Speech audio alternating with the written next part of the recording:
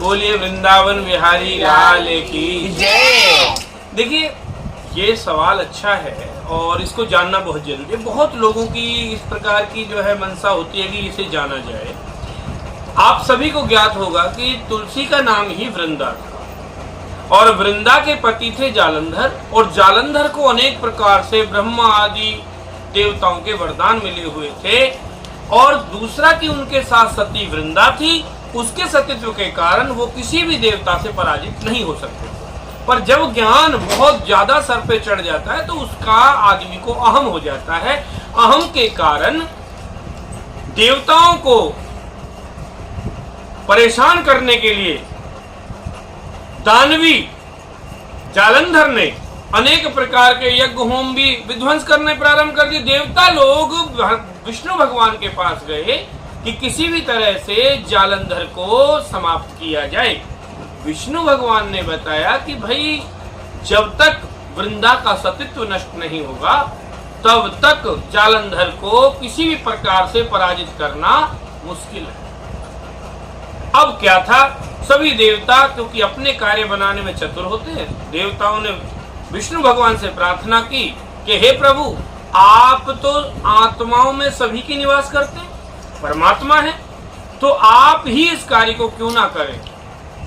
ना चाहते हुए भी विष्णु भगवान ने देवताओं के भले के लिए जालंधर का रूप धारण करके वृंदा के घर में प्रवेश किया और उसका संग किया।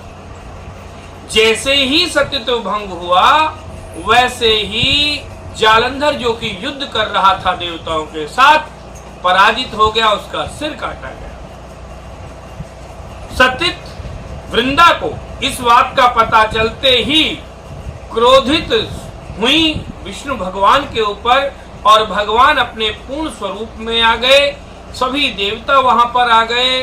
वृंदा ने श्राप दे डाला कि हे प्रभु, आपने मेरे साथ छल किया है, आप कैसे पत्थर के समान आपका हृदय हो गया, जाइए आप पत्थर हो जाइए। भगवान ने उनका श्राप स्वीकार किया, मगर देवताओं ने कहा कि वृंदा ये आपने गलत किया है। जो परमात्मा सभी आत्माओं में रमन करते हैं, उन्होंने यदि आपके पति का स्वरूप धारण करके सभी मनुष्यों देवताओं की भलाई के लिए यदि ऐसा कार्य किया भी है तो सामर्थ्य को दोष नहीं होता। वृंदा ने कहा कि अब तो श्राप मैं दे चुकी और इन्होंने स्वीकार कर लिया। विष्णु भगवान बोले कि कोई बात नहीं वृंदा, आप कली काल में इतनी पवित्र मानी जाएंगी और आप तुलसी के नाम से हर घर में आपकी पूजा होगी।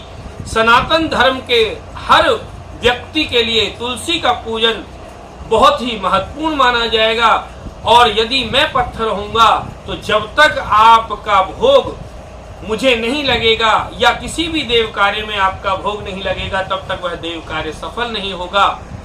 इसलिए तुलसी का आज भी बड़ा ही महत्व है और तुलसी विवाह भी मनाया जाने लगा। अनेक प्रकार की प्रथाएं प्रारंभ हुई, प्रचलन प्रारंभ हुआ और साथ ही साथ क्योंकि उस दिन रविवार था जिस दिन ये घटना घटी, तो इसलिए क्योंकि उस समय शोकग्रस्त भी थी, श्रापित भी हुए भगवान विष्णु और उसी दिन जालंधर का अंत भी हुआ। इस कारण तुलसी की पूजा उस दिन नहीं की जाती, ना ही उस दिन कोई पत्ता उनका तोड़ा जाता और ना ही उनको अर्घ दिया जाता। हाँ, रही बात जल देने की, तो गर्मियों में तुलसी को जल दिया जा सकता है, वो भी अर्घ के रूप में नहीं, केवल सींचने के रूप में। बोलिए वृंदावन बिहारी लाल की जय।